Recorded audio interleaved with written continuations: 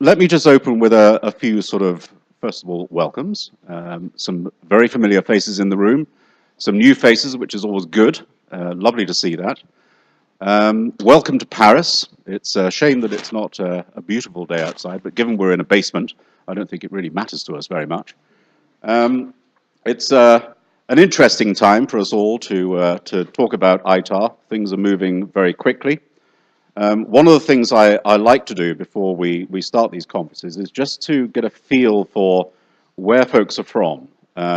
Last time I did this with Fred Shaheen from Boeing, we asked the question at the beginning of the day, who was from the US and who was from Europe?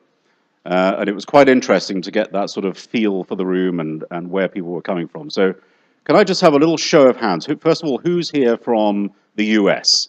Just put your hands up. Wow. Okay, Paris is popular in the summertime.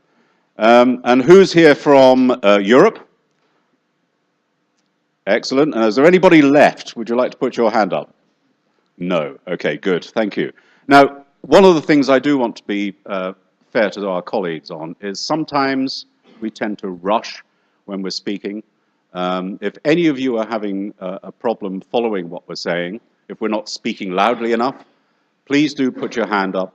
Tell us to slow down, tell us to speak up.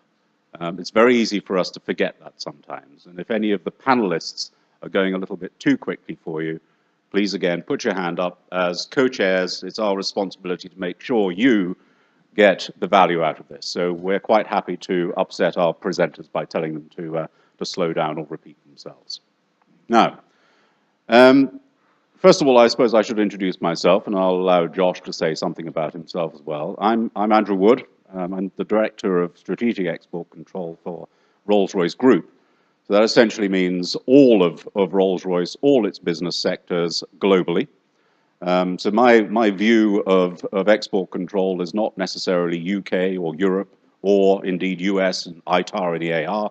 It's actually a global view. So I come to these conferences very often with a keen ear for what's happening between the US and Europe.